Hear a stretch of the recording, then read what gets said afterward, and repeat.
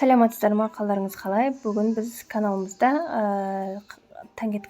жазық таңгетка тоқуды үйрететін боламын. Сіздерге ұнап жатса, менің каналыма тіркеліп, тоқылу барысын үйреніп алсаңыздар болады.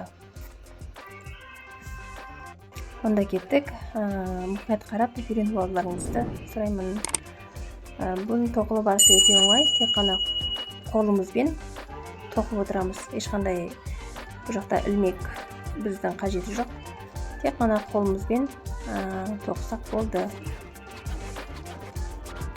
Аяқ киіммен жіпті жалған кезде ол кезде бізге міндетті түрде біз қажет болады.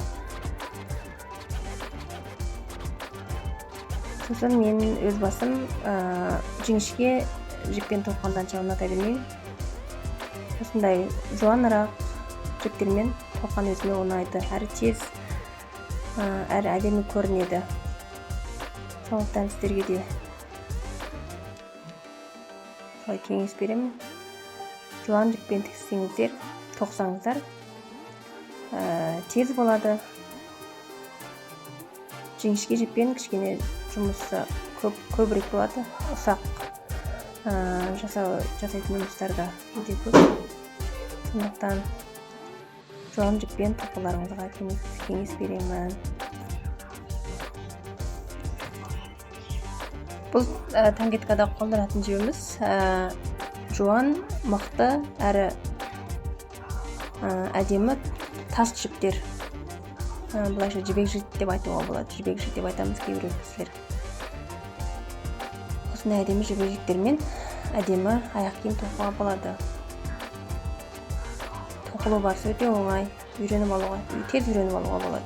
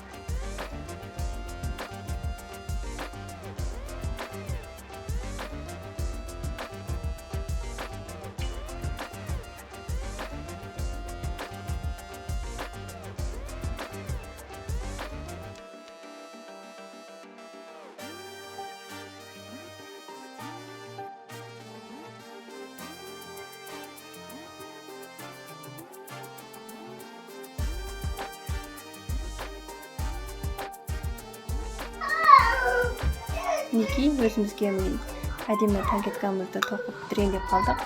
Өте әдемі шықты деп ойлаймын.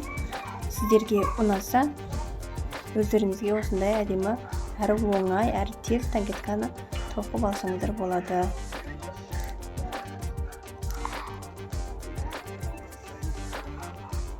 Тоқылы барысы өте оңай, тез үйреніп аласыздар.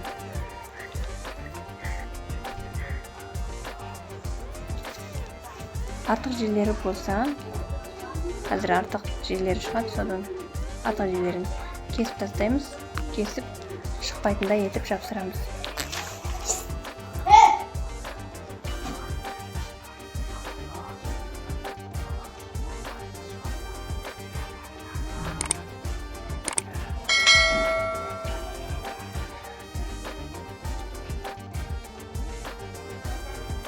Сіздерге ұнап жатса, лайк басып, комментарий жазып, тіркелуді ұмытпаңыздар. Рахмет.